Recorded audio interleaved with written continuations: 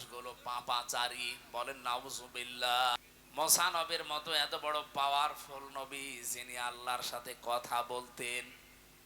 হযরতে ঈসা যাকে রুহুল্লাহ বলা হয়, আল্লাহর ফিকে দেওয়া রূহ।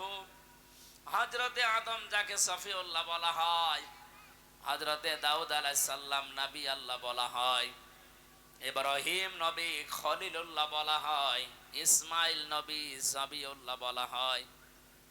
এত বড় বড় পাওয়ারফুল নবীরা যদি আমাদের নবীকে পেয়ে যেতেন, তারা বলতেন লা তুমিনুন্না বিহি ওয়ালা তানসুরুন্না। লামে তাকিদ নুনে সাকিলা।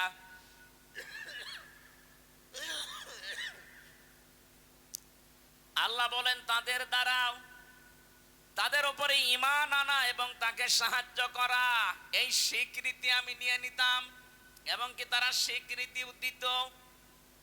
এখান থেকে আমি যে শিক্ষাগুলো তাফসীর থেকে পেয়েছি, কোন মানুষ যদি আল্লাহর ঘোষণা দেয় কিন্তু রেসালাতের ঘোষণা না দেয়, ওই মানুষ কখনো কাঙ্ক্ষিত মানের আল্লাহর কাছে মনোনীত হতে পারে না। আর আল্লাহর কাছে যে মনোনয়ন পাবে না, সে জান্নাতেও যাবে না।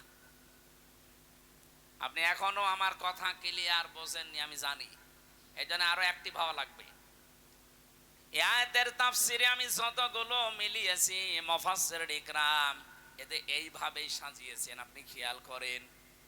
এ বাংলাদেশের সাথে আমার যতটুকু বাস্তবতা দেখেছি, এ দেশের সাথে কোরআনের এই আয়াতটা একেবারে খাপের খাপ, মমতাজের বাপ মিলে যাচ্ছে। আমি কিন্তু প্রশ্ন করবো একটু পরেই, বিশেষ করে যারা আলেম আছেন তাদেরকে। এই পৃথিবীতে কেউ আল্লাহর একাত্মবাদের ঘোষণা দিয়েছে, কিন্তু ওই জামানায় যিনি প্রেরিত পুরুষ নবী বা রাসূল, তাকে মানে নাই। এরকম যারাই জীবনে করেছে, আল্লাহ পাক তাদের হেদায়েত দেয়নি, বেঈমান অবস্থায় মরণ দিয়েছেন। এটার বহু সাক্ষী আছে দুনিয়ায়। এই যে ফেরাউনের নাম শুনি আমরা, এই লোকটা যখন মারা যাচ্ছিল, হাত্তা ইযা দারাকাহুল গরক ক্বালা আমানতু আন্নাহু লা ইলাহা ইল্লাল্লাযী আমানাত বিহি বানু ইসরাঈল। এই কারণ সে আল্লাহর একাত্মবাদের ঘোষণাটা দিয়েছে, কিন্তু ওই জামানায় যিনি আল্লাহর পাঠানো প্রেরিত পুরুষ নবী আর রাসূল, তার নাম আমরা সবাই জানি, মুসা আলাইহিস সালাম। কথা বলেন না কেন? হযরতে মুসাকে সে কিন্তু স্বীকার করে নাই। ও যদি ওই সময় বলতো লা ইলাহা ইল্লাল্লাহ মুসা কালিমুল্লাহ, আল্লাহ ওরে মাফ করে দিত। কিন্তু রেসালাতের ঘোষণা দেয়নি, শুধু আল্লাহর একাত্মবাদের ঘোষণা দিয়েছে। আপনাকে যদি ইমানদার হতে হয়, অবশ্যই অবশ্যই ওই জামানায় যিনি প্রেরিত পুরুষ থাকে তাকেও মেনে নেওয়া লাগবে। আমাদের এই জামানায় যিনি আল্লাহর পক্ষ থেকে প্রেরিত পুরুষ, কিয়ামত পর্যন্ত যার নাম আমরা জানি, মুহাম্মাদুর, আরো বলেন মুহাম্মাদুর, জবান খুলে বলেন মুহাম্মাদুর রাসূলুল্লাহ। আমি কেন বললাম বাংলার সাথে মিলে যায়? এই বাংলাদেশে বহু মানুষ আমরা দেখতে পাচ্ছি, এদেরকে যদি জিজ্ঞাসা করেন, ওরা বলবে আমরা কি নামাজ পড়ি না, রোজা রাখি না, হজ করে এসেছি, আমরা দান সাদকা করি। এই যে চারটা কথা বললাম, নামাজ পড়া, রোজা রাখা, দান করা, সাদকা করা আর হজ করা, এই চারটা কাজ কার হুকুম? আরো জোরে বলেন। আপনি আল্লাহর কথা, আল্লাহর আইনগুলো মেনে নিচ্ছেন, কিন্তু আল্লাহ পাক এই জামানায় যাকে শেষ নবী করে পাঠালেন, প্রেরিত পুরুষ মুহাম্মাদুর রাসূলুল্লাহ, আপনি তার জীবন আদর্শ মানতে কথা বললেই মনে হয় যে আপনি মনে করেন রাজনীতি করছে। আরে ভাই, নবীজি নিজে প্রেসিডেন্ট ছিলেন, রাজনীতি না করলে উনি প্রেসিডেন্ট হইলেন কি করে? আমাদের যিনি প্রেসিডেন্ট আছে চুপ্পু মিয়া, অনেক কয়েকদিন আগেই ঘোষণা দিয়েছে আমাকে ঠেলা দিয়ে ফেলে দেওয়া যাবে না, আমি রাজপথ থেকে উঠে এসেছি। তার মানে রাজনীতি না করলে আপনি রাষ্ট্রনায়ক হতে পারবেন না। কথা বলেন না কেন? নবীজি অবশ্যই রাজনীতি করেছেন, নাই তো রাষ্ট্রনায়ক হলেন কি করে? এই ছোট কথাটা আপনার কাছে আসে না কোন কারণে? আমি জানি আপনি এই কথা যদি মেনে নিতেন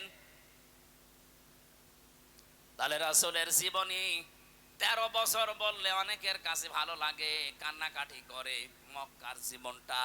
কিন্তু যখনই তার কাছে মদিনার জীবন সম্পর্কে তথ্য দেওয়া হয়, ওই মানুষগুলো তখন হয় রাজনীতি মনে করে, নাই দুনিয়ার কাজ মনে করে চলে যায়। আমি কথা যেটা বোঝানোর জন্য পর্যন্ত আসলাম, আমি আশা করছি আপনি বুঝে ফেলেছেন। আপনি আল্লাহর হুকুম মানেন, আমি দেখতে পাচ্ছি আপনি নামাজ পড়েন, রোজা রাখেন, হজ করে এসেছেন, দান সাদকাও করেন, মসজিদ মাদ্রাসার সভাপতি সেক্রেটারি বসে আছেন। কিন্তু যখনই রাসূলুল্লাহর জীবনী সম্পর্কে বলা হয় যে রাসূলকেও মানা লাগবে, শুধু 13 বছর না, পুরা 23 বছর। কথা বলেন না কেন? 40 থেকে 63, এই 23 বছরের পুরা জীবনী আপনাকে মানা লাগবে। নামাজের মতো এই 23 বছর মেনে নেওয়া ফরজ। বলেন, যদি একটা সেকেন্ড আপনি বলেন না এটা আমি মানি না, আপনি বেঈমান। কারণ আপনিও হযরতে মুসা আলাইহিস সালামকে অস্বীকার করছেন, মুহাম্মদুর রাসূলুল্লাহকেও অস্বীকার করছেন। আমি আশা করি আপনি কথা বুঝেছেন। যে মানুষগুলো আজ আল্লাহ একজন আছে কথা বলে, কিন্তু তার প্রেরিত পুরুষকে মানে না, তার আদর্শের কথা বলতে গেলেই রাজনীতি মনে করে চলে যায়, তার মরণ হবে ফেরাউনের মতো। এবার যান, কোথায় যাবেন নিয়ে যান। এ মাহফিল হয়ে গেছে, যা বললাম বোঝার মতো শক্তি থাকে আপনার। এ মাহফিল হয়ে গেছে। আজ বাংলায় বহু মানুষ এই চরিত্রের আমরা দেখতে পাচ্ছি। আল্লাহর কথা বললে মেনে নেয়, কিন্তু রাসূলুল্লাহর জীবন চরিত্র বললেই ওর কাছে রাজনীতি মনে হয়। কসম করে বলছি, আপনার মরণ হবে ফেরাউনের মতো। আপনি ওকে ফেরাউনের মতো সটকি হয়ে থাকতে চান? বলেন। আল্লাহ পাক ওকে ডাক দিয়েছিলেন আল আন, এখন অকদ আসাইতা ক্বাবলু ওয়া কুনতা মিনাল মুফসিদিন। এখন তুমি আমার কাছে ঈমানের স্বীকৃতি দাও, অথচ এর আগে তুমি বড় সন্ত্রাসী ছিলে, ফ্যাসিস্ট ছিলে।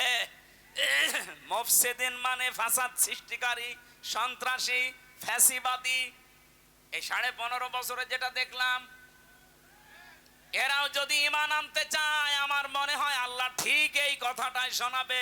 এখন তোর জন্য 14.5 বছর অনেকে আয়না ঘরে ছিল, তোর কারণে আমির হামজা 3 বছর বিনা কারণে ফাঁসির কন্ডেম ছিল।